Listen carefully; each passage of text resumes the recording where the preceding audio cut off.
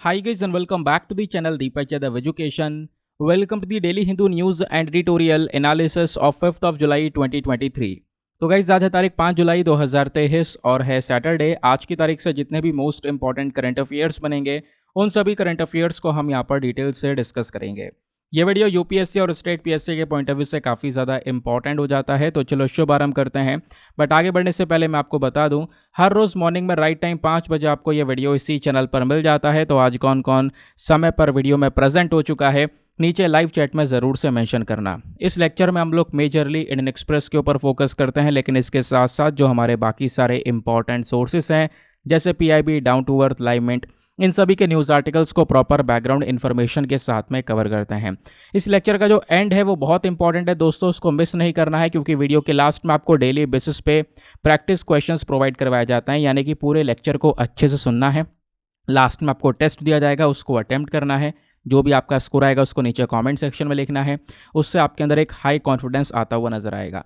बाकी अगर आप लोग को इस लेक्चर का पीडीएफ चाहिए तो उसके लिए आपने टेलीग्राम पर जाना है। वहाँ पे जाके सर्च बॉक्स में लिखना है दीपक यादव एजुकेशन यूपीएससी, आपको ये टेलीग्राम चैनल मिलेगा। यहाँ से आप डेली बेसिस पे इस लेक्चर के पीडीएफ को डाउनलोड कर पाओगे।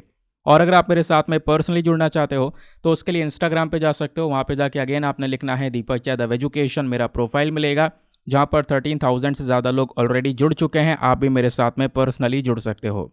नाउ स्टार्ट करते हैं आज के इस इंपॉर्टेंट से सेशन को। सबसे पहला आर्टिकल जो है हमारा, ये थंबनेल वाला भी है। यहाँ पे हम अकीरा रैंसमवेयर के बारे में बात कर रहे हैं। पिछले कुछ दिनों में कहीं ना कहीं आपने इस रैंसमवेयर के बारे में पढ़ा ज़रूर होगा। सरकार ने अभी एक चेतावनी जारी की है इस रैंसमवेयर को लेकर। बोला है कि भाई सावधान रहें, कहीं ना कहीं यहाँ पर ये रैंसमवेयर आपको काफ़ी नुकसान पहुँचा सकता है।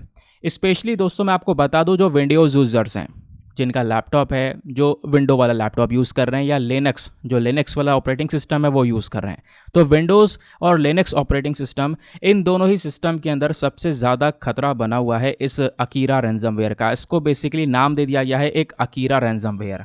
क्यों दिया गया आगे मैं आपको इसके बारे में बताऊंगा। तो हाल ही में जो हमारे पास में एक बॉडी है, computer emergency response team of India, CERT करके हम इसको बोलते हैं, इन्होंने एक अलर्ट जारी किया इस रैंसमवेयर को लेकर। बोला है कि अकीरा रैंसमवेयर काफ़ी खतरनाक है, आपने इससे बच के रहना है। और क्या करना है बचने के लिए वो भी आगे मैं आपको बताऊंगा। पहली चीज़, ये अकीरा रैंसमवेयर है क्या दोस्तों, मैं आपको थोड़ा सा बता देता हूँ। रैंसमवेयर क्या होता है ना, एक ऐसा वायरस जो कि आपके कंप्यूटर सिस्टम को हैक कर सकता है, उसी को हम लोग रैंसमवेयर बोल रहे हैं। काफ़ी सारे लोग यहाँ पर इसी रैंसमवेयर का यूज़ करते हैं। बहुत सारी जो बड़े बड़े यहाँ पर रैंसमवेयर पूरी गैंग होती है, इनकी टीम होती है, साइबर अटैक्स होते हैं, तो आपके सिस्टम को यहाँ पर हैक करने की पूरी तरह से कोशिश की जाती है।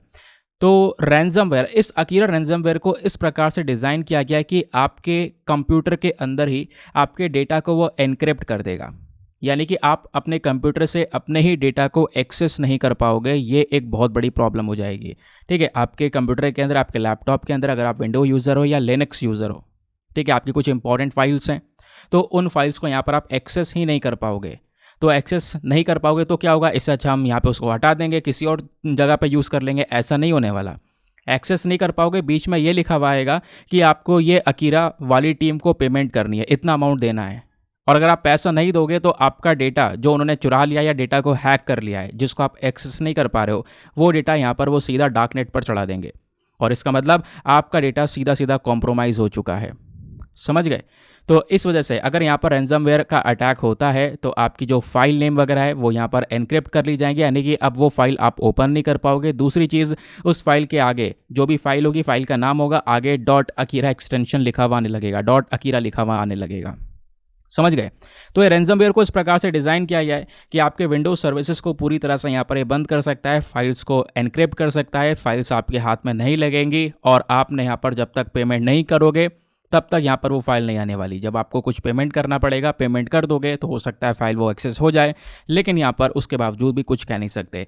पेमेंट के बाद में यहाँ पर फाइल एक्सेस हो सकती है, ऐसे यहाँ पे जो न्यूज़ आर्टिकल्स है वो यहाँ पर बता रहे हैं। ठीक है, तो यहाँ पर इनका जो ये गैंग है, पूरी की पूरी रैंसमवेयर गैंग है, इनका कुछ पैसे कमाने का यहाँ पर ये पूरा का पूरा जो है इन्होंने ट्रिक बना रखा है। तो जो भी विक्टिम है, जो भी शिकार होता है इस रैंसमवेयर अटैक का, उनको यहाँ पर एक यूनिक नेगोशिएशन पासवर्ड भी दिया जाता है। वो पासवर्ड से यहाँ पर एक साइट पर वो एंटर होते हैं। जैसे बाकी सारे जो आप रैंसमवेयर ऑपरेशन देखोगे ना, ऐसा वहाँ पे कुछ नहीं है। सीधा आपका अकाउंट हैक किया, सीधा डेटा निकालो और उसको कॉम्प्रोमाइज़ कर दिया। और आपका डेटा पहुंच गया कहीं और, उस डेटा का मिसयूज़ हो रहा है। लेकिन यहाँ पर इस अकीरा रैंसमवेयर में एक निगोशिएशन साइट दे रखी है, एक चैट सिस्टम प्रोवाइड करवाया जाता है जहाँ पर आप बात कर सकते हो। जो विक्टिम है जिसके साथ में ये अटैक हुआ है वो यहाँ पर कम्युनिकेट कर सकता है, बातचीत कर सकता है इस रैंसमवेयर गैंग के साथ में, और बातचीत करने के बाद में जो भी यहाँ पर मामला है उसको सुलझा सकता है। ठीक है, अब दोस्तों यहाँ पर करना क्या है आपको बचने के लिए, सबसे पहला जो कदम उठाना है कि देखो, जब भी आप अपने लैपटॉप के इस ऑपरेटिंग सिस्टम को या डेस्कटॉप के ऑपरेटिंग सिस्टम को अपडेट करते हो तो इधर उधर फालतू वेबसाइट से अपडेट मत करना, जो जेन्युइन वेबसाइट्स हैं वहाँ से अपडेट करना, पहली चीज़।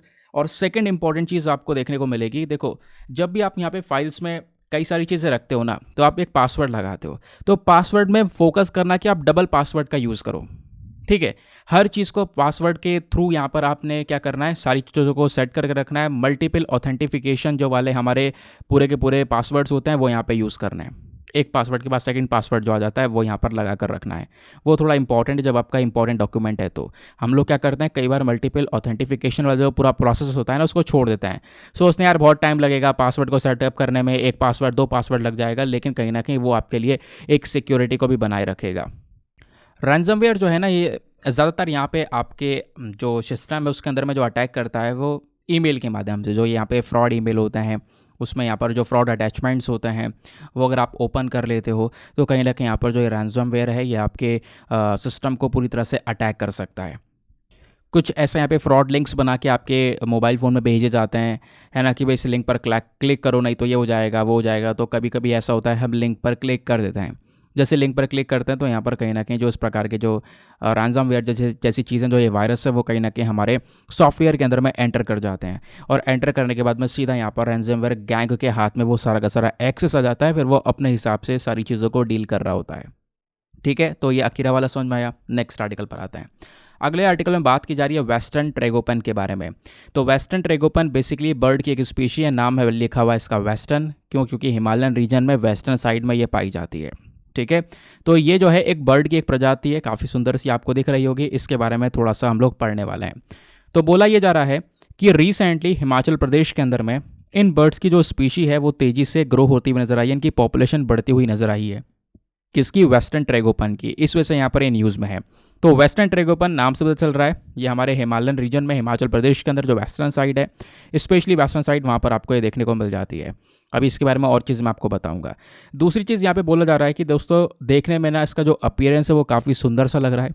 ये जो बर्ड है इसको लोकली यानी हिमाचल प्रदेश के अंदर में जुजुराना के नाम से यहाँ पर जानते हैं, जुजुराना के नाम से, या फिर इसको हम लोग बोलते हैं किंग ऑफ बर्ड्स, सारी बर्ड्स का यहाँ पर किंग। और आज के समय पर हिमाचल प्रदेश की एक स्टेट बर्ड भी है, ध्यान रखना वनडे एग्जामिनेशन के लिए इंपॉर्टेंट है। तो हिमाचल प्रदेश की जो स्टेट बर्ड है वो क्या है, वो है वेस्टर्न ट्रेगोपन। डिस्ट्रीब्यूशन की बात करें तो कहाँ कहाँ पे पाई जाती है, तो इंडिया के अंदर बात करें तो ये एंडेमिक है to the north west Himalaya, यानी कि भारत में केवल और केवल हिमालयन रीजन में ये पाई जाती है। एंडेमिक का मतलब केवल उसी रीजन में, मेनली उसी रीजन में देखने को मिलेगी। उसके अलावा नॉर्थ पाकिस्तान के अंदर में, है ना, यहाँ पे उसके बाद यहाँ पर जम्मू कश्मीर, हिमाचल प्रदेश में भी यहाँ पर आपको थोड़ा बहुत इसकी जो संख्या है वो देखने को मिल जाती है। प्लस जो हमारा ग्रेट हिमालयन रीजन है, ग्रेट हिमालयन नेशनल पार्क है, स्पेशली उस नेशनल पार्क का जो सबसे ऊपर वाला रीजन है, अपर वाला रीजन है, वहाँ पर सबसे ज़्यादा आप देख पाओगे जो है वेस्टर्न ट्रेगोपन की जो पॉपुलेशन है वो वहाँ पर देखने को मिल जाती है। और ये जो बर्ड की स्पीशी है कहीं ना कहीं यहाँ पर जो बैम्बू, जो बांस वगैरह होता है वहाँ पर इनको रहना पसंद है। डाइट की बात करेंगे तो ज़्यादातर इनका काम है, मतलब क्या खाते हैं, तो पेड़ पत्ते, उसके अलावा यहाँ पर जो पत्ते हैं, बीज हैं, इन सब चीज़ों को यहाँ पर खाने का काम करते हैं। उसके अलावा यहाँ पर ये जो बर्ड्स हैं, छोटे मोटे जो कीड़े होते हैं या दूसरे रेंगने वाले कीड़े होते हैं, उनको भी खाने का ये काम करते हैं। थ्रेट्स की बात करेंगे तो कई सारे खतरे हो रहे हैं, जैसे कि सबसे पहली चीज़ हैबिटेट लॉस। जिस एरिया में ये पाए जाते हैं, जिस जंगल में इनको रहना पसंद है, वो जंगल लगातार ख़त्म होते चले जा रहे हैं ह्यूमन एक्टिविटीज़ की वजह से। और जो इम्पॉर्टेंट पेड़ हैं बहुत सारे जहाँ पर ये रहते हैं उनकी कटाई हो जा रही है, जिसकी वजह से इनका जो हैबिटेट है, जहाँ पर ये बर्ड्स पाई जाती हैं, रहती हैं, वो कहीं ना कहीं यहाँ पर ख़त्म होती चली जा रही हैं। बाकी कंजर्वेशन स्टेटस की अगर हम बात करते हैं तो किस प्रकार से सुरक्षा दी जा रही है, तो IUCN के अंदर में वल्नरेबल कैटेगरी के अंदर में इसको कवर किया गया है। ध्यान रखना इंपॉर्टेंट है, ये एज इट इज़ आपने पढ़ना होता है। वल्नरेबल मतलब कि कहीं ना कहीं यहाँ पर इसकी जो पॉपुलेशन है वो काफ़ी ज़्यादा खतरे में है, इसको एक प्रोटेक्शन की, एक सुरक्षा की आवश्यकता है। ठीक है, आगे आते हैं। नेक्स्ट आर्टिकल में इंडिया स्टैक के बारे में बात की जा रही है। तो हाल ही में जो हमारा ministry of electronics and information technology है, ठीक है, ये इंडिया का मंत्रालय है। और दूसरी तरफ पपुआ न्यू गिनिया नाम का जो देश है उसका जो मंत्रालय है ministry of information and communication technology. तो दोनों ही मंत्रालय यानी इंडिया का ये वाला मिनिस्ट्री और पपुआ न्यू गिनिया की मिनिस्ट्री, इन दोनों ने मिलकर एक मेमोरेंडम ऑफ अंडरस्टैंडिंग को साइन किया है ताकि यहाँ पर ये क्या करेंगे, इससे इंडिया स्टैक को शेयर करेंगे। भारत स्टैक को शेयर करने के लिए यहाँ पर ये साइन किया गया है। सबसे इंपॉर्टेंट चीज़ दोस्तों हमें डायरेक्टली ये समझना होगा, इंडिया स्टैक है क्या। तो इंडिया स्टैक बेसिकली एक प्रकार का एप्लीकेशन प्रोग्राम इंटरफेस है। ये क्या होता है सब कुछ समझेंगे। तो इंडिया स्टैक के बारे में ये कुछ 3-4 पॉइंट्स है जिसको आप ध्यान से पढ़ सकते हो। इंडिया स्टैक क्या है, तो एप्लीकेशन प्रोग्राम इंटरफेस का एक पूरा का पूरा सेट है। ये कहीं ना कहीं हमारी सरकार, बिजनेस, स्टार्टअप्स या डेवलपर्स, इन सबको यहाँ पे अलाउ करता है कि वो एक अच्छा डिजिटल इंफ्रास्ट्रक्चर सिस्टम को यूज़ करें। दोस्तों ये पूरा का पूरा इंडिया स्टैक ना, ये सरकार का ही एक इनिशिएटिव है और इस इनिशिएटिव में सरकार का मेन फोकस है एक मजबूत डिजिटल इंफ्रास्ट्रक्चर को बनाना, एक बहुत बढ़िया डिजिटल इंफ्रास्ट्रक्चर को बनाना जिससे हम अपने देश भर में अलग अलग सेक्टर्स में डिजिटल सर्विसेज को यहाँ पर प्रोवाइड करवा सकें, चला सकें। समझ गए। तो आज जो है भारत को कई सारी प्रॉब्लम फेस करनी पड़ती हैं, किस चीज़ में, पेपरलेस या कैशलेस सर्विस डिलीवरी के अंदर में, है ना। तो उन चीज़ों को पूरा करने के लिए हमारे पास में एक मजबूत डिजिटल इंफ्रास्ट्रक्चर सिस्टम होना चाहिए, तभी पेपरलेस काम हो पाएगा, कैशलेस काम हो पाएगा। ठीक है, तो इसी के ऊपर मेन फोकस करने के लिए पूरा का पूरा इंडिया स्टैक जो इनिशिएटिव है वो स्टार्ट किया गया है। तो इंडिया स्टैक इनिशिएटिव का मेन मकसद यहाँ पर यह भी है कि जो आइडेंटिटी वेरिफिकेशन है इसको और ज़्यादा बढ़ावा मिले, इसको और मजबूत कर सकें। और इसी वजह से इंडिया स्टैक के जो मेन कंपोनेंट्स हैं उसमें आता है हमारा आधार कार्ड, आधार के साथ साथ यूपीआई, यूनिफाइड पेमेंट इंटरफेस, है ना। उसके बाद ये हमारा एक इंस्टेंट डिजिटल सिस्टम है, digital locker for secure storage for personal documents. ये हमारा डिजी लॉकर है जहाँ पर आप अपने पर्सनल डॉक्यूमेंट्स को सेफली स्टोर करके रख पाते हो। तो ये इंडिया स्टैक के मेन कंपोनेंट्स हैं। तो समझ रहे होंगे आप कि हम मेन जो विजन है इंडिया स्टैक का वो क्या है, वो केवल हमारे देश इंडिया तक सीमित नहीं है, ये किसी भी देश के ऊपर अप्लाई हो सकता है। इसका मेन मकसद है डिजिटल इंफ्रास्ट्रक्चर को मजबूत करना, हमारे देश में यहाँ पर आइडेंटिफिकेशन जो पूरा प्रोसेस है वो मजबूत हो जाए, डिजिटल पेमेंट्स और बेहतर हो सके, प्लस जो डिजी लॉकर है जहाँ पे आप पर्सनल डॉक्यूमेंट्स को स्टोर कर सकते हो वो और ज़्यादा इंप्रूव हो सके, ताकि हम पेपरलेस कैशलेस सर्विस जो है अपने देश के अंदर में चला सकें। ये हमारा इंडिया स्टैक है। तो इंडिया स्टैक बेसिकली एक प्रकार का एप्लीकेशन प्रोग्राम इंटरफेस का ही यहाँ पे पूरा का पूरा एक सेट है। और एप्लीकेशन प्रोग्राम इंटरफेस क्या होता है ये मैंने आपको बताया कि एक ऐसा पूरा का पूरा सिनेरियो जहाँ पे सरकार, बिजनेस, स्टार्टअप सब मिलकर एक डिजिटल इंफ्रास्ट्रक्चर का यूज़ कर रहे हो। ये हमने थोड़ी देर पहले डिस्कस किया, समझ गए। ये मैंने आपको इस एपीआई के बारे में बता दिया है। तो एपीआई यहाँ पर हमारा एक प्रकार का सॉफ्टवेयर कहलाता है। नाउ नेक्स्ट आर्टिकल पर आते हैं। अगले आर्टिकल पर बढ़ने से पहले मेक श्योर करना वीडियो पे जो लाइक का बटन है उसको प्रेस कर देना। एक छोटा सा टारगेट है यार हमारा 2000 प्लस लाइक्स का, जो कि आप डेली बेसिस पर अचीव करवा देते हो। तो दोस्तों आज भी आपको यहाँ पर ये पूरा का पूरा टारगेट करना है, ठीक है। अगले आर्टिकल में बात की जा रही है भोजपत्र ट्री के बारे में। ये जो पेड़ आपको दिख रहा है ना, इसी को नाम दिया गया है भोजपत्र ट्री। इस ट्री का इंपॉर्टेंस बहुत ज़्यादा है। अच्छा, अचानक से न्यूज़ में क्यों आ गया, तो न्यूज़ यहाँ पर पढ़ो, न्यूज़ भी काफ़ी इंपॉर्टेंट है। हाल ही में हमारे प्रधानमंत्री ने मन की बात का जो प्रोग्राम है ना उसका 103वां जो एडिशन है उस एडिशन को यहाँ पर पूरा प्रोग्राम को जो है होस्ट किया। उस प्रोग्राम के अंदर में लंबी स्पीच दी और यहाँ पर स्पीच देते हुए इन्होंने भोजपत्रा कैलीग्राफी के ऊपर फोकस किया। भोजपत्रा कैलीग्राफी का जो बिजनेस है वो आज के समय में बद्रीनाथ के पास में जो गाँव है मना विलेज, वहाँ पर महिलाओं के लिए एक बढ़िया बिजनेस है। इसके ऊपर इन्होंने एक मेन फोकस किया और इसी वजह से कहीं ना कहीं जो ये भोजपत्रा ट्री है ये चर्चा में आ चुकी है। पहले ये समझते हैं ये भोजपत्रा कैलीग्राफी क्या है। कैलीग्राफी आपने कहीं ना कहीं सुना होगा, इस प्रकार की स्टाइलिश जो राइटिंग होती है इसको हम लोग यहाँ पर कैलीग्राफी का नाम देते हैं। भोजपत्रा मतलब जो ये पेड़ है ना, पेड़ की जो छाल होती है ऊपर की, उसी छाल के ऊपर यहाँ पर इस प्रकार से आप कह सकते हो ये कैलीग्राफी की जाती है बद्रीनाथ के पास वाले गाँव में, ठीक है। तो कहीं ना कहीं महिला इस प्रकार की जो ये कैलीग्राफी है वो कर रही हैं और उसको बेचती हैं, लोग खरीदते हैं, तो उनका प्रॉपर एक बिजनेस आज के समय पर रन हो रहा है। तो इस चीज़ का मेंशन किया गया रिसेंटली मन की बात के अंदर में और इसी वजह से जो ये भोजपत्रा ट्री है वो न्यूज़ में आ चुका है, ठीक है। तो आपको पता होना चाहिए भोजपत्रा ट्री को हम लोग हिमालयन बर्च के नाम से भी जानते हैं। ये हिमालयाज़ में पाया जाता है, पहाड़ों में यहाँ पर ये स्पेशली पाया जाता है और वेस्टर्न हिमालयस का यहाँ पर एक नेटिव ट्री है। ध्यान रखना, अगेन वेस्टर्न हिमालयस की आज बहुत चर्चा हो रही है। अभी हम लोगों ने वेस्टर्न ट्रेगोपैन के बारे में बात की थी। तो जो भोजपत्रा ट्री है ये कहाँ पे पाया जाता है, वेस्टर्न हिमालयाज में। ध्यान रखना, हिमालयाज में, स्पेशली वेस्टर्न साइड में, वहाँ पर आपको ये देखने को मिलेगा और लगभग 4500 मीटर की ऊंचाई पर ये जो पेड़ है वो ग्रो करता है। और कहीं ना कहीं यहाँ पर ये जो पेड़ है इसके अंदर में एक ऐसा पोटेंशियल, एक ऐसा ताकत है ये कि हाई फ्रीजिंग एरिया में भी आराम से ग्रो कर सकता है।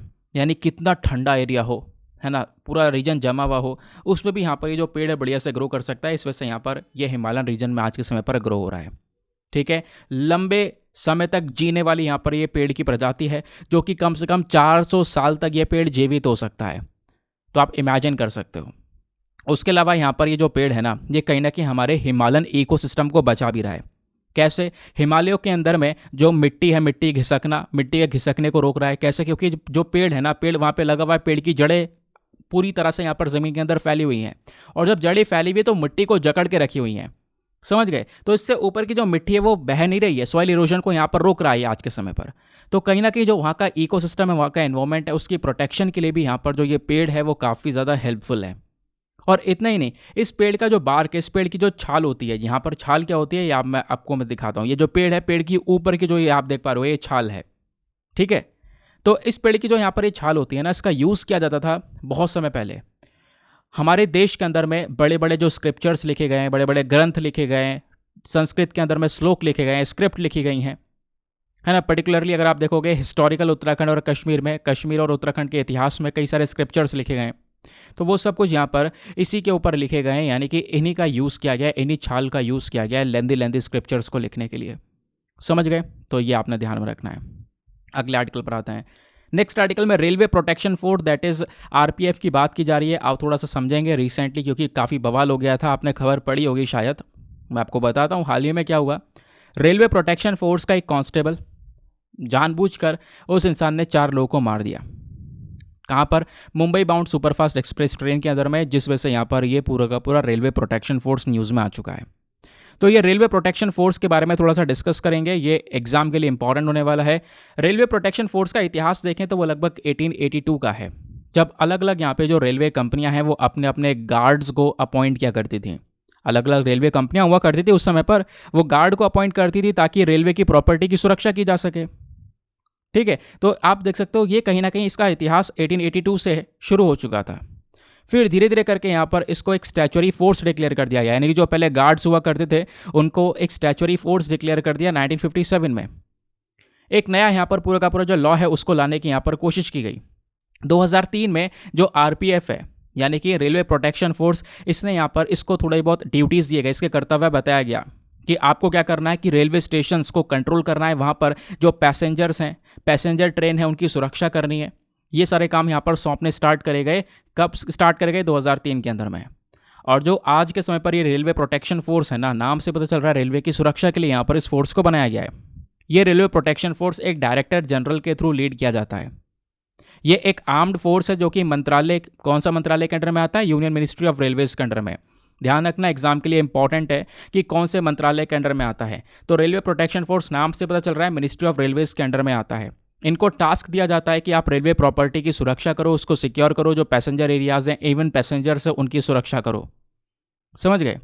अब यहीं पर इसी तरीके का एक और पुलिस है, वो है government railway police, GRP. Government railway police यहाँ पर कह सकते हो एक प्रकार का डिस्ट्रिक्ट पुलिस फोर्स का ही एक हिस्सा होता है। ये हमारी स्टेट गवर्नमेंट को रिपोर्ट करते हैं।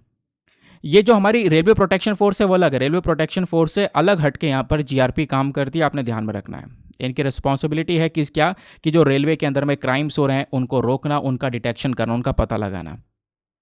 तो आरपीएफ के बारे में इतनी बात आपने ध्यान में रखनी है। ये मैंने आपको इसके बारे में जो इन्फॉर्मेशन थी वो बता दी है। अगले आर्टिकल पर आते हैं। नेक्स्ट आर्टिकल को वैसे हमने द हिंदू की वीडियो में डिस्कस किया था, लेकिन ये इंपॉर्टेंट है, तो यहाँ पे भी आपसे वनडे एग्जामिनेशन में कोई भी क्वेश्चन बन सकता है। इस वजह से यहाँ पे भी मैं डिस्कस करूँगा लोकमान्य तिलक नेशनल अवार्ड के बारे में। तो रिसेंटली आपको पता होगा हमारे प्रधानमंत्री मोदी जी को जो लोकमान्य तिलक नेशनल अवार्ड है उससे सम्मानित किया गया है, और जब ये पुणे की विजिट पर थे तभी ये पूरा का पूरा जो इवेंट है वो हुआ था।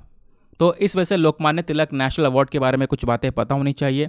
सबसे पहली चीज़, जो ये अवार्ड है इसको लाया गया था 1983 में, जो तिलक स्मारक मंदिर ट्रस्ट है इसके माध्यम से। ये अवार्ड हर साल 1 अगस्त को दिया जाता है, क्योंकि 1 अगस्त को हम लोग लोकमान्य तिलक जी की जो डेथ एनिवर्सरी है उसको ऑब्जर्व करते हैं। अब लोकमान्य तिलक जी कौन थे, इनके बारे में बात करते हैं। वैसे इनका नाम बाल गंगाधर तिलक है, इनको हम लोग वैसे लोकमान्य तिलक के नाम से जानते हैं। एक इंडियन नेशनलिस्ट थे, फ्रीडम फाइटर थे, सोशल रिफॉर्मर थे, पॉलिटिकल लीडर थे यहाँ पर पूरे के पूरे इंडिपेंडेंस मूवमेंट के दौरान। एक इंपॉर्टेंट व्यक्ति निकल कर आया। इनका स्लोगन आपने सुना होगा, Swaraj is my birth right and I shall have it. Plus यहाँ पे इनका जन्म हुआ था तो केशव गंगाधर तिलक इनका नाम था। इनके जो फॉलोअर्स थे उन्होंने यहाँ पर इनको टाइटल दिया, उन्होंने यहाँ पर इनको लोकमान्य के नाम से पुकारना स्टार्ट किया। लोकमान्य यानी कि बहुत ही ज़्यादा आदरणीय माना, रिस्पेक्टेड पर्सन के तौर पर इनको देखा गया। बाकी यहाँ पे अगर आप देखोगे तो ब्रिटिश सरकार ने यहाँ पे इनको एक टर्म दिया था, father of Indian unrest. Organisation की बात करेंगे तो किस प्रकार के संगठन जो है लोकमान्य तिलक जी ने फाउंड किए थे, तो पहली चीज़ जो इंडियन नेशनल कांग्रेस वाली पार्टी थी ना, इसको 1890 में लोकमान्य तिलक जी ने ज्वाइन कर लिया। फिर साथ ही साथ में इसको ज्वाइन करने के अलावा इन्होंने all India home rule league जो था 1916 से लेकर 1918 के बीच का, उसको फाउंड करने में काफ़ी ज़्यादा हेल्प की। उसके साथ साथ इनके कुछ लिटरेरी वर्क्स हैं, इंपॉर्टेंट वर्क्स हैं, जैसे यहाँ पर एक राइटर भी थे, जर्नलिस्ट भी थे, तो इन्होंने यहाँ पर अपना न्यूज़पेपर यूज़ किया। न्यूज़पेपर क्यों यूज़ किया? ताकि जो हमारे देश के प्रति जो नेशनलिस्ट आइडियाज़ हैं उसको यहाँ पर थोड़ा सा लोगों में फैलाया जा सके। तो उन्होंने यहाँ पर एक न्यूज़पेपर यूज़ किया था, केसरी। मराठी के अंदर जो है ये पब्लिश होता था केसरी, और बाद में मराठा जो है ये इंग्लिश में पब्लिश होता था। इस प्रकार के न्यूज़पेपर्स यहाँ पे इनके थ्रू यूज़ करे गए ताकि यहाँ पे नेशनलिस्ट आइडियाज़ लोगों में फैलने स्टार्ट हो जाएं। इनके कुछ इंपॉर्टेंट वर्क्स हैं, इंपॉर्टेंट वर्क्स में आपको मैं आगे बताऊंगा थोड़ी सी और इंपॉर्टेंट चीज़ें। पहली चीज़ आपको देखने को मिलेगा, ये एक एजुकेशनिस्ट भी थे। ये एजुकेशन की पावर में ज़्यादा बिलीव किया करते थे, और एजुकेशन की पावर में बिलीव करते करते इन्होंने डेकन एजुकेशन सोसाइटी को इस्टेब्लिश किया पुणे के अंदर 1884 में। और जो ये सोसाइटी है, इस सोसाइटी ने यहाँ पर फर्गुसन कॉलेज और नया इंग्लिश स्कूल को फाउंड किया। और मैं आपको बता दूं, तिलक जी ने इसी फर्गुसन कॉलेज के अंदर में जो मैथमेटिक्स है वो लंबे समय तक पढ़ाई है। अब इन सब चीज़ों के अलावा एजुकेशनिस्ट के साथ साथ यहाँ पर एक सोशल रिफॉर्मर भी थे। तो लोकमान्य तिलक जी ने यहाँ पर सोसाइटी में काफ़ी सारे चेंजेस की एक मांग की। सबसे पहली चीज़, इन्होंने यहाँ पर जो सोसाइटी के अंदर बहुत घिनौने काम हो रहे थे, अनटचेबिलिटी चल रहा था, है ना, लोग छू नहीं रहे थे एक दूसरे को, मतलब अनटचेबिलिटी आप समझ रहे होंगे। आप अगर मैं पढ़ाऊंगा तो बहुत ही ज़्यादा पूरा का पूरा यहाँ पर इसका जो टाइम कंज्यूम हो जाएगा। कभी मैं आपको इसके बारे में बताऊंगा अनटचेबिलिटी के बारे में। लोअर कास्ट को लेकर, अपर कास्ट को लेकर ये पूरा का पूरा इशू चल रहा था। अनटचेबिलिटी के साथ साथ यहाँ पर चाइल्ड मैरिज हो गया, ठीक है। तो इन सब चीज़ों के यहाँ पर एक खिलाफ आए। साथ ही साथ में इन्होंने यहाँ पर वेमेन के लिए एजुकेशन को प्रमोट करने की भी बात की। तो सोसाइटी के अंदर में कुछ चेंजेस की यहाँ पर इनके काफ़ी सारे आइडियाज़ थे। बाकी यहाँ पर आपको पता होगा, जब भी हम बाल गंगाधर तिलक जी की बात करते हैं ना, तो 2 पर्सन की और बात करते हैं, और अगर वो 2 पर्सन और मिला दें इनके साथ में तो वो कहलाते हैं लाल बाल पाल। ये मतलब क्या, मैं आपको समझाता हूँ। जो बाल गंगाधर तिलक जी थे, इनके साथ में कुछ और पॉपुलर लीडर्स थे जो इनके प्रॉपर साथी हुआ करते थे। एक थे बिपिन चंद्रपाल जी और दूसरे थे यहाँ पर लाला लाजपत राय। तो बिपिन चंद्रपाल और लाला लाजपत राय, और दूसरी तरफ यहाँ पे बाल गंगाधर तिलक। तो इस वजह से ये नाम रख दिया गया लाल बाल पाल, समझ गए। बाकी यहाँ पे बाल गंगाधर तिलक जी को इनके सेडिशन स्पीचेस के बेसिस पर, क्योंकि इन्होंने यहाँ पर सरकार के खिलाफ में कुछ बोला होगा, इस बेसिस पर क्या हुआ, इनको अरेस्ट कर दिया गया। और यहाँ पर ये अरेस्ट रहे 1908 से लेकर 1914 तक। 1908 से 1914 तक इनको कैद में रखा गया। और जब ये अरेस्ट किए गए थे उतने समय तक, जिस समय तक यहाँ पर जेल में रहे, तो उस समय पर इन्होंने यहाँ पर एक फेमस किताब लिखी जिसका नाम है गीता रहस्य, यानी सीक्रेट ऑफ भगवद गीता, समझ गए। तो ये ध्यान में रखना है। बाकी 1916 के अंदर में इन्होंने यहाँ पर एक लखनऊ पैक्ट को कंक्लूड किया। लखनऊ पैक्ट किया मोहम्मद अली जिन्ना के साथ में, जिसका मेन मकसद था हिंदू मुस्लिम यूनिटी को लेकर आना, हिंदू मुस्लिम के अंदर में एकता बनाना, समझ गए। आगे आते हैं। नेक्स्ट आर्टिकल में बात की जा रही है सत्यमंगलम टाइगर रिजर्व के बारे में। काफ़ी चर्चा में है क्योंकि रिसेंटली यहाँ पर जो एक मेल टाइगर है वो यहाँ पर उसकी डेथ हो चुकी है सत्यमंगलम टाइगर रिजर्व के अंदर में। कैसे? एक हिरण को फंसाने के लिए जाल बिछाया होगा, उस जाल में टाइगर फंस गया और उसकी मृत्यु हो गई। इस वजह से यहाँ पर ये जो सत्यमंगलम टाइगर रिजर्व है वो न्यूज़ में आया हुआ है। तो सबसे पहली चीज़ लोकेशन, हमेशा बोलता हूँ कोई भी टाइगर रिजर्व नेशनल पार्क है, लोकेशन बहुत इंपॉर्टेंट है। तो सत्यमंगलम टाइगर रिजर्व तमिलनाडु के अंदर में, खासकर एरोड डिस्ट्रिक्ट के अंदर में आपको ये देखने को मिलेगा। तो अगर हम तमिलनाडु को मैप में देखें तो इंडिया का मैप है, जस्ट सबसे नीचे जाना है साउथ में, आपको यहाँ पर तमिलनाडु नजर आएगा। तमिलनाडु के आसपास कई सारे स्टेट्स जो कि इसके साथ में बाउंड्रीज को शेयर करते हैं, जैसे यहाँ पर वेस्टर्न साइड में है केरला, ऊपर नॉर्थ साइड में कर्नाटका, और साथ ही साथ में आंध्र प्रदेश भी आपको देखने को मिलेगा। इधर यहाँ पे पुडुचेरी है। उसके अलावा यहाँ पर जो आपको ये समुद्र दिख रहा है ये है हमारा बे ऑफ बंगाल। नीचे श्रीलंका है, तमिलनाडु और श्रीलंका के बीच में पाक स्ट्रेट भी आपको यहाँ पर ये देखने को मिल जाता है। गल्फ ऑफ मन्नार भी यहाँ पर बीच में आपको देखने को मिल जाता है, समझ गए। आगे आते हैं। दूसरी चीज़ यहाँ पे बोला जा रहा है कि जो ये एरिया है, ये जो टाइगर रिजर्व है सत्यमंगलम टाइगर रिजर्व, इसके आसपास और भी कुछ टाइगर रिजर्व्स है। For example Mudumalai tiger reserve, Bandipur tiger reserve, ये दोनों टाइगर रिजर्व कर्नाटका के अंदर में है। लेकिन यहाँ पर इसी के पास में BR tiger reserve wild life sanctuary, ये भी कर्नाटका में है। लेकिन यहाँ पर कहीं ना कहीं वो सत्यमंगलम टाइगर रिजर्व के आसपास आपको देखने को मिलेगा। क्लियर, आगे आते हैं। बाकी यहाँ पे वेजिटेशन की बात करेंगे तो एक ड्राई थॉर्न फॉरेस्ट देखने को मिलेगा, है ना। यहाँ का थोड़ा ड्राई क्लाइमेट देखने को मिलेगा, गर्मी बहुत ही ज़्यादा गर्म होती है, मानसून बहुत ड्राई होते हैं, ये बातें यहाँ पे। मानसून काफ़ी वेट होते हैं, काफ़ी बारिश होती है, कभी कभी बाढ़ भी आ जाती है। रिवर्स की बात करेंगे, कुछ इंपॉर्टेंट नदियाँ जो है यहाँ से गुजरती हैं, जिसका एक का नाम है भवनी, दूसरे का नाम है मोयर और तीसरे का नाम है नोयल रिवर। तो इस प्रकार की जो नदियाँ हैं वो बहुत इंपॉर्टेंट नदियाँ मानी जाती हैं इस रीजन के अंदर में। बाकी सत्यमंगलम टाइगर रिजर्व में कुछ ट्राइबल कम्युनिटीज़ भी रहती हैं, और वो इंडिजीनियस ट्राइबल कम्युनिटी यानी कि तमिलनाडु की ही वहीं पर पाई जाने वाली ट्राइबल कम्युनिटीज़ हैं, जिसमें आती है इरुला। इरुला रिसेंटली न्यूज़ में थी, याद होगा। इरुला के अलावा जो दूसरी ट्राइब है वो है कुरुम्बा ट्राइब। ठीक है, ये आदिवासी कम्युनिटीज़ आपको यहाँ पर देखने को मिल जाती हैं। बाकी कई सारे पेड़ पौधों की प्रजातियाँ यहाँ पर पाई जाती हैं, और कई सारे जानवरों की स्पीशीज़ भी यहाँ पर देखने को मिल जाती हैं, वो इतना खास याद रखने की आवश्यकता है नहीं। अगले आर्टिकल पर आते हैं। नेक्स्ट आर्टिकल में ग्रेट बैरियर रीफ के बारे में बात की गई है। एक यूनेस्को हेरिटेज कमेटी ने हाल ही में यहाँ पर जो ये ग्रेट बैरियर रीफ है ऑस्ट्रेलिया का, इसके बारे में डिस्कशन किया है। बोला है कि जो ग्रेट बैरियर रीफ है ऑस्ट्रेलिया वाला, ये दुनिया का सबसे बड़ा कोरल रीफ इकोसिस्टम है, जो कि कहीं ना कहीं बहुत ज़्यादा खतरे में है। यहाँ पे पोल्यूशन का सबसे बड़ा खतरा है। दूसरा, जिस तरीके से समुद्र लगातार गर्म हो रहा है, उसकी वजह से भी इन ग्रेट बैरियर्स के ऊपर में काफ़ी ज़्यादा खतरा पहुँच रहा है। ग्रेट बैरियर्स क्या, कोरल रीफ्स के ऊपर में। अब ये क्या होता है दोस्तों, देखो समुद्र के अंदर में आपने कई बार देखा होगा ऐसे फोटो वीडियोस, कई बार मूवीज़ में भी देखे होंगे, तो नीचे काफ़ी सारे रंग बिरंगा ये सिनेरियो आपको दिख रहा होगा। ये जो रंग बिरंगी चीज़ें हैं ना, ये सब क्या हैं, ये हैं कोरल रीफ्स। क्या हैं, कोरल रीफ्स। ठीक है, और ये कोरल रीफ्स जिस एरिया में पाई जाती हैं, ये पूरा का पूरा ग्रेट बैरियर रीफ बनाती हैं, जहाँ पे इकट्ठा बहुत सारे यहाँ पर कोरल रीफ्स पाए जाते हैं भरपूर मात्रा में, वो कहलाता है ग्रेट बैरियर रीफ। तो दुनिया का सबसे बड़ा जो ग्रेट बैरियर रीफ है वो कहाँ पर है, ऑस्ट्रेलिया में। ऑस्ट्रेलिया में जस्ट यहाँ पे आप पीछे देख पा रहे होंगे, ये पूरा एरिया जो है यहाँ पे भरपूर मात्रा में पूरी कॉलोनी है, इन पूरे समुद्र के अंदर में पूरी कॉलोनी बनी पड़ी है इन कोरल रीफ्स की, यही कहलाता है ग्रेट बैरियर रीफ। समझ गए। तो ग्रेट बैरियर रीफ कहाँ पर है, ऑस्ट्रेलिया के अंदर में। ऑस्ट्रेलिया में स्पेशली यहाँ पर जो हमारा नॉर्थ ईस्टर्न कोस्ट है क्वींसलैंड का, वहाँ पर आपको ये देखने को मिलेगा। ये दुनिया का सबसे बड़ा, सबसे लार्जेस्ट और लॉन्गेस्ट कोरल रीफ सिस्टम कहलाता है।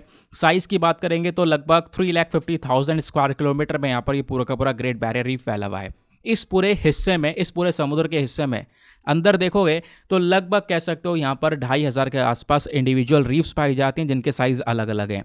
और इस एरिया को यूनेस्को वर्ल्ड हेरिटेज साइट भी डिक्लेयर कर दिया गया है 1981 में ही। समझ गए।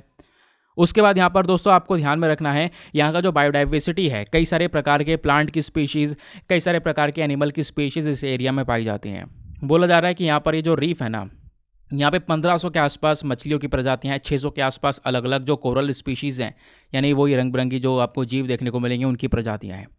ये कोरल्स होते क्या हैं, ये रंग बिरंगी चीज़ ये है क्या, तो ये मैरिन इन्वर्टिब्रेट एनिमल्स है, एक प्रकार के जानवर ही हैं जिनकी कोई रीढ़ की हड्डी नहीं है, एक ही जगह पर यहाँ पर वो स्थिर रहते हैं, एक ही जगह पर वो रहते हैं। आपने ध्यान में रखना है इसको, वहीं पर ग्रो होते हैं, वहीं पर जिंदा होते हैं, वहीं पर मर जाते हैं, उसके ऊपर दूसरा जन्म ले लेता है। और इसी को हम लोग पोलिप के नाम से भी जानते हैं। किस नाम से, पोलिप के नाम से जानते हैं, POLYP। तो ज़्यादातर जो पोलिप्स होते हैं ये ग्रुप्स में रहना पसंद करते हैं, और जब ग्रुप्स में रहते हैं हज़ारों की कगार में, सौयों की कगार में, तो वो एक कॉलोनी बना लेते हैं। समझ गए। जो कॉलोनी है ये बनती है बडिंग के प्रोसेस से। और यहीं पर मैं आपको बता दूं कि जो ये कोरल रीफ्स हैं ये एक सिम्बायोटिक रिलेशनशिप बना के रखते हैं एक प्रकार की काई से। जो कोरल रीफ से जिंदा कैसे होते हैं, जिंदा इसलिए रहते हैं ये हमेशा हमेशा के लिए, क्योंकि एक काई इनका साथ देती है। एल्गाई, एल्गाई मतलब जो काई होती है, वो यहाँ पर एल्गाई कौन सी है, उसका नाम है जूजेंथेलाई एल्गाई। जूजेंथेलाई और साथ ही साथ में कोरल, इन दोनों के बीच का एक बहुत बड़ा सिम्बायोटिक रिलेशनशिप है, एक दूसरे के बिना ये नहीं रह सकते। अगर इन दोनों को अलग कर देंगे तो मर जाएंगे दोनों। ऐसा है क्या, हाँ बिल्कुल। ये जो एल्गाई है ये कोरल से चिपक कर रहती है, कोरल्स को एक एसेंशियल न्यूट्रिएंट्स, मेन पोषण देती है ताकि कोरल्स ग्रो कर सके, जीवित रह सके, और उसके रिटर्न में कोरल यहाँ पे इन एल्गाई को सुरक्षा देता है, प्रोटेक्शन देता है। समझ गए। तो दोनों का रिलेशन बहुत मजबूत है। अब क्वेश्चन है यहाँ पर, ये कोरल रीफ्स क्या होती हैं, मैंने आपको बता दिया। देखो कोरल जो पोलिप्स होती हैं, जो ये कोरल रीफ्स हैं हमारे, जो सिंगल कोरल्स होती हैं, ये बहुत सारा जो हार्ड स्केलेटन है उसको रिलीज़ करती हैं। ऐसा हार्ड स्केलेटन जो कि कैल्शियम कार्बोनेट से बना हुआ है, और धीरे धीरे करके कुछ समय बाद यहाँ पर ये पूरा का पूरा रीफ बना लेती हैं। तो कोरल रीफ यहाँ पर कह सकते हो बहुत सारी millions of millions tiny polyps, जो छोटी छोटी पोलिप्स होती हैं, वो क्या करती हैं, कार्बोनेट स्ट्रक्चर बनाती हैं, उसी को हम लोग यहाँ पर कोरल रीफ्स का नाम देते हैं। और ये कोरल रीफ्स को एक चीज़ का खतरा भी होता है, वो है कोरल ब्लीचिंग। कोरल ब्लीचिंग क्या है कि जैसे यहाँ पर अभी मैंने बोला ना, यूनेस्को ने क्या बोला है कि भैया ये जो ऑस्ट्रेलिया की साइड में ग्रेट बैरियर रीफ में कोरल्स पाई जा रही हैं, इनको जान का खतरा है, यानी खत्म होती चली जा रही है। उसके पीछे का रीज़न क्या है, टेम्परेचर का बढ़ना। और जब जब टेम्परेचर बढ़ेगा, हमारे ओशन का टेम्परेचर बढ़ेगा, समुद्र का पानी गर्म होगा, इससे क्या होगा, जो वो एल्गाई जो काई है जूजेंथलाई, वो यहाँ पर ख़त्म होनी स्टार्ट हो जाएगी। और वो ख़त्म हो गई, उसके ऊपर से हट गई, तो फिर कोरल भी समाप्त हो जाएगा, कोरल मर जाएगा। इसी को हम लोग कोरल ब्लीचिंग बोलते हैं। ठीक है, क्योंकि यहाँ पर इनका रिलेशनशिप बहुत मजबूत है, एक दूसरे के बिना ये जीवित रह भी नहीं सकते हैं।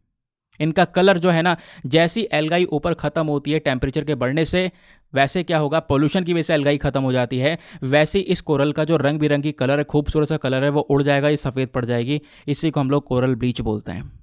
और कुछ समय बाद वो कोरल मर जाएंगी। नाउ फाइनली आते हैं हम लोग अपने क्वेश्चंस की तरफ। आई होप दोस्तों आपने बहुत अच्छे से सभी क्वेश्चंस को, सभी आर्टिकल्स को सुन लिया है। नाउ अब देखते हैं कितने अच्छे से सुना है। वाकई में आपका टेस्ट होने वाला है। चलो शुरुआत करते हैं क्वेश्चन नंबर 1 से। पहला क्वेश्चन बाल गंगाधर तिलक जी को लेकर पूछा गया है। बाल गंगाधर तिलक जी को लेकर 3 स्टेटमेंट्स दिए गए हैं। बताना है इनमें से कितने स्टेटमेंट सही है। कौन सा स्टेटमेंट सही है ये नहीं बताना, हाउ मैनी बताना है, कितने स्टेटमेंट सही हैं। पहला स्टेटमेंट, जो बाल गंगाधर तिलक जी थे, इन्होंने हमेशा से सपोर्ट किया सोशल इविल्स को। समाज में जो यहाँ पर खूब बेकार सी प्रैक्टिस चल रही थी अनटचेबिलिटी की, चाइल्ड मैरिज की, इसके खिलाफ यहाँ पर खड़े रहे। सेकंड स्टेटमेंट, बाल गंगाधर तिलक जी ने न्यूज़पेपर का इस्तेमाल किया, केसरी जो इंग्लिश में था और मराठा जो मराठी में था। इन न्यूज़पेपर्स का यूज़ किया ताकि वो नेशनलिस्ट आइडियाज़ को यहाँ पर फैला सकें सभी जगह पर। क्या ये सही है? थर्ड स्टेटमेंट, 1916 में 1960 में क्या हुआ कि बाल गंगाधर तिलक जी ने जो लखनऊ पैक्ट है, ये लखनऊ पैक्ट यहाँ पे मोहम्मद अली जिन्ना के साथ में किया, जो कि यहाँ पर हिंदू मुस्लिम यूनिटी की बात करता है हमारे नेशनलिस्ट स्ट्रगल के अंदर में।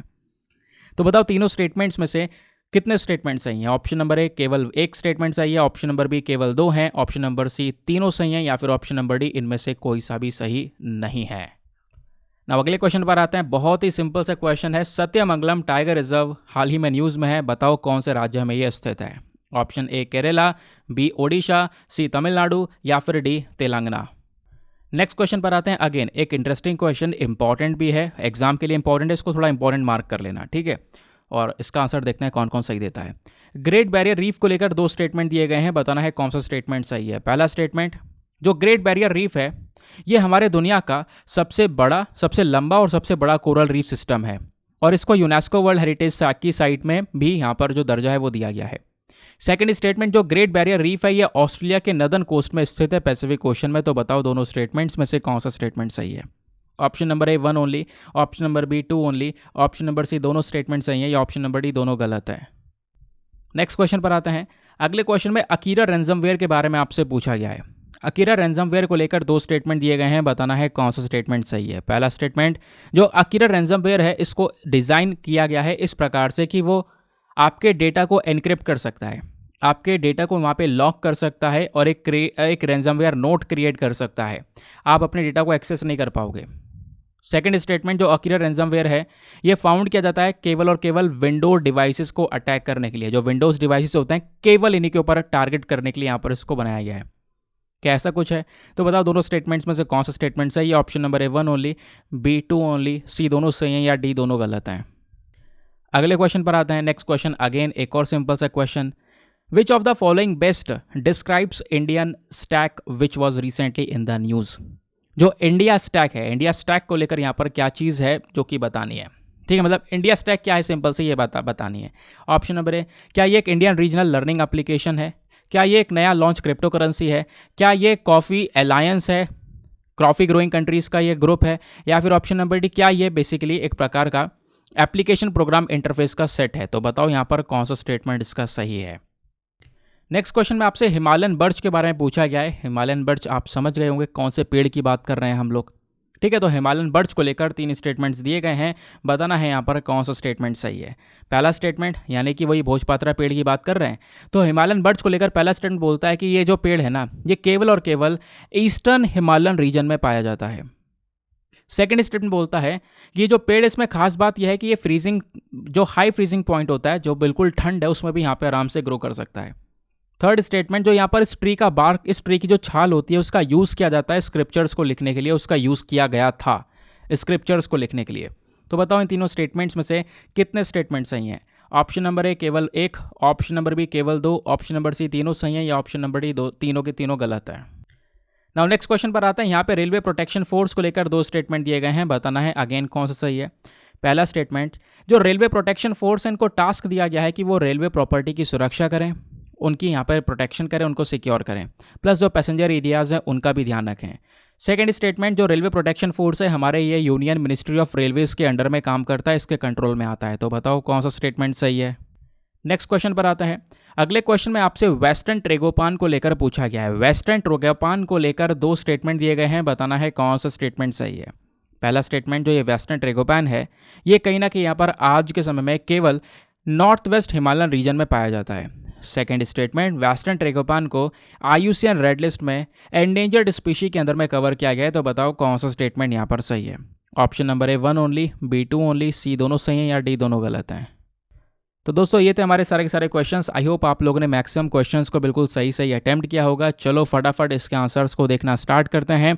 लास्ट वाले क्वेश्चन से सभी आंसर्स को हम लोग यहाँ पे कवर करेंगे। तो यहाँ पे वेस्टर्न ट्रेगोपान को लेकर पूछा गया था, बताओ कौन सा स्टेटमेंट सही है। तो केवल पहला वाला सही है, दूसरा वाला गलत है। दूसरा वाला क्यों गलत है? क्योंकि IUCN के रेड लिस्ट में वेस्टर्न ट्रेगोपान वाला जो बर्ड है, इसको एंडेंजर्ड नहीं, वल्नरेबल कैटेगरी में कवर किया गया है, आपने पढ़ा था। तो दूसरा गलत है, पहला सही है, क्योंकि नॉर्थ वेस्ट हिमालयन रीजन में ये वेस्टर्न ट्रेगोपान आपको ज़्यादातर इनकी पॉपुलेशन वहीं पर देखने को मिल जाती है।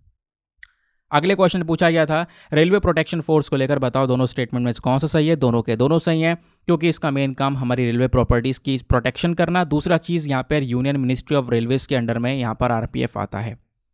नेक्स्ट क्वेश्चन पूछा गया हिमालयन बर्ड्स को लेकर, बताओ 3 स्टेटमेंट है, इसमें से कितने सही हैं। तो केवल 2 स्टेटमेंट सही हैं। कौन कौन से? हमारा जो सबसे पहला स्टेटमेंट सही है वो है यहाँ पर ये वाला, सेकेंड वाला और थर्ड वाला, क्योंकि पहला वाला गलत है। बोला जा रहा है कि जो हिमालयन बर्ड चाहिए हिमालयन रीजन में, ईस्टर्न हिमालयन रीजन में पाया जाता है। ऐसा है क्या? नहीं, ईस्टर्न नहीं, वेस्टर्न हिमालयन रीजन में पाया जाता है। सेकंड स्टेटमेंट यहाँ पर सही है कि ये बेसिकली एक हाई फ्रीजिंग टॉलरेंस पोटेंशियल को रखता है, यानी कि ज़्यादा सर्दी में भी आराम से यहाँ पर ग्रो कर सकता है। थर्ड स्टेटमेंट भी सही है, इस ट्री की जो छाल है उसका यूज़ किया गया है स्क्रिप्चर्स को लिखने के लिए। तो यहाँ पर केवल 2 स्टेटमेंट सही हैं। फिर नेक्स्ट क्वेश्चन पूछा गया था इंडियन स्टैक जो हाल ही में न्यूज़ में है, ये क्या है? तो इसका सही उत्तर है ऑप्शन नंबर डी। ये एक प्रकार का यहाँ पर एप्लीकेशन प्रोग्राम इंटरफेस का ही एक सेट है। नेक्स्ट क्वेश्चन में आपसे पूछा गया था अकीरा रैंसमवेयर को लेकर कि बताओ 2 स्टेटमेंट है, इनमें से कौन सा सही है। तो यहाँ पर केवल पहला वाला सही है, दूसरा वाला गलत है। कहोगे क्यों? अभी मैं आपको बताता हूँ। पहला वाला क्यों सही है? क्योंकि अकीरा रैंसमवेयर एक ऐसा अटैक है आपके कंप्यूटर सिस्टम के ऊपर जो कि आपके कंप्यूटर के डेटा को एनक्रिप्ट कर सकता है, यानी कि आपका डेटा लॉक कर सकता है। आप अपने डेटा को बिल्कुल भी एक्सेस नहीं कर सकते। आपने केवल यहाँ पर पहले उनके साथ में चैट करनी है, जो पेमेंट मांग रहे हैं वो देनी है, उसके बाद आप डेटा को एक्सेस कर पाओगे। और पेमेंट नहीं दोगे तो वो डेटा आपका सीधा डार्कनेट पर डाल देंगे, जिससे यहाँ पर आपका डेटा कॉम्प्रोमाइज़ हो जाएगा। ये बताया था। दूसरी चीज़, तो ये तो पहला वाला सही है, सेकेंड वाला क्यों गलत है? क्योंकि जो अकीरा रैंसमवेयर का अटैक हो रहा है ना, ये 2 प्रकार के ऑपरेटिंग सिस्टम पर हो रहा है, केवल विंडो पे नहीं हो रहा। यहाँ पे ऑप्शन बोला गया कि केवल विंडो डिवाइसेस के ऊपर अटैक हो रहा है, नहीं, विंडो डिवाइस के साथ साथ एक और सिस्टम है, वो है लिनक्स, LINUX। 2 प्रकार के सिस्टम के ऊपर अटैक हो रहा है। इस वजह से यहाँ पर जो हमारा सेकंड वाला स्टेटमेंट है वो गलत है, पहला वाला सही है। That is why option number A 1 only is the correct answer. Next question पर आते हैं। अगले क्वेश्चन आपसे ग्रेट बैरियर रीफ को लेकर पूछा गया, बताओ दोनों स्टेटमेंट से कौन सा सही है। दोनों के दोनों सही हैं, क्योंकि ये जो ऑस्ट्रेलिया वाला ग्रेट बैरियर रीफ है, इसको लेकर UPSC पहले भी सवाल पूछ चुका है। और ये वाला ग्रेट बैरियर रीफ, पहला स्टेटमेंट सही है। ये ऐसा कोरल रीफ सिस्टम है दुनिया का जो कि सबसे बड़ा और सबसे लंबा देखने को मिलेगा। यूनेस्को वर्ल्ड हेरिटेज साइट का यहाँ पर डेजिग्नेशन मिल चुका है। ऑस्ट्रेलिया में पैसिफिक ओशन में ये स्थित है। ठीक है, तो जो ऑप्शन नंबर बी है हमारा, both 1 and 2 is the correct answer. फिर नेक्स्ट क्वेश्चन में आपसे पूछा गया था सत्यमंगलम टाइगर रिजर्व को लेकर, बहुत ही सरल सा क्वेश्चन था। ये कौन से राज्य में है? तमिलनाडु के अंदर में, एरोडे डिस्ट्रिक्ट के अंदर में ये सत्यमंगलम टाइगर रिजर्व आपको देखने को मिल जाता है। फिर अगला क्वेश्चन आपसे पूछा गया था बाल गंगाधर तिलक जी को लेकर, ये 3 स्टेटमेंट्स है, बताओ इन तीनों में से कितने स्टेटमेंट सही हैं। तो यहाँ पर केवल 2 स्टेटमेंट सही हैं। अच्छा, वो कौन कौन से सही हैं? काफ़ी लोगों को लग रहा होगा तीनों स्टेटमेंट सही हैं, बट यहाँ पे वही है आपकी मेमोरी पावर, आपका कंसंट्रेशन किस लेवल पर था जब आपने यहाँ पर इस लेक्चर को सुना है, वो चीज़ यहाँ पर इस वाले क्वेश्चन में थोड़ा ज़्यादा मैटर करती है। तो 3 स्टेटमेंट दिए गए हैं। पहला स्टेटमेंट, जो बाल गंगाधर तिलक जी हैं ना, इन्होंने यहाँ पर सोशल इविल्स, सोसाइटी में जो एक बेकार हरकत हो रही थी, अनटचेबिलिटी, चाइल्ड मैरिज, इसके खिलाफ में खड़े हुए, सही बात है, पहला स्टेटमेंट सही है। दूसरा स्टेटमेंट, इन्होंने यहाँ पर न्यूज़पेपर का इस्तेमाल किया है। इन्होंने यहाँ पर न्यूज़पेपर यूज़ किया था नेशनलिस्ट आइडिया को फैलाने के लिए। केसरी इन इंग्लिश, मराठा इन मराठी, ये सही है क्या? नहीं, जो केसरी है ये मराठी में है, मराठा इंग्लिश में है, तो इन दोनों को इंटरचेंज कर दिया गया है। इस वजह से हमारा जो सेकंड वाला स्टेटमेंट है वो गलत है। थर्ड वाला स्टेटमेंट ये भी सही है। 1960 में इन्होंने यहाँ पे लखनऊ पैक्ट किया मोहम्मद अली जिन्ना के साथ में, जिससे यहाँ पर हिंदी मुस्लिम यूनिटी को प्रोवाइड करवाने की बात की गई नेशनलिस्ट स्ट्रगल के दौरान। तो यहाँ पे थर्ड वाला स्टेटमेंट है वो सही है, सेकंड वाला गलत है, पहला और तीसरा वाला सही है। यानी कि इन तीनों स्टेटमेंट में से केवल 2 स्टेटमेंट सही हैं। That is why option number B only 2 is the correct answer. तो दोस्तों ये थे पूरे के पूरे आर्टिकल्स और सारे के सारे क्वेश्चंस। आई होप आप लोगों ने बहुत सारा मज़ा लिया होगा पूरे आर्टिकल को पढ़कर, क्वेश्चंस को सॉल्व करके। एक कॉन्फिडेंस आपके अंदर आया होगा कि हाँ यार मैं इन चीज़ों को सॉल्व कर पा रहा हूँ, मुझसे यहाँ पे मिस्टेक हो रही है। और देखो, काफ़ी लोग परेशान होते हैं, सर आज मेरे कम क्वेश्चन सही हुए हैं। बिल्कुल परेशान मत हो, कल फिर से चांस मिलेगा, कल फिर से यहाँ पर इसको सुनना अच्छे से, कल फिर से यहाँ पर पूरे लेक्चर को सुनने के बाद क्वेश्चंस को अटेम्प्ट करना। धीरे धीरे इंप्रूवमेंट आएगा। पहली बार में इंप्रूवमेंट मुश्किल है, लेकिन धीरे धीरे यहाँ पर इंप्रूवमेंट्स आने शुरू हो जाएंगे। नाउ मिलते हैं आप लोगों से अगले वीडियो में। आज के लिए bye bye, have a nice day, thank you and जय हिंद।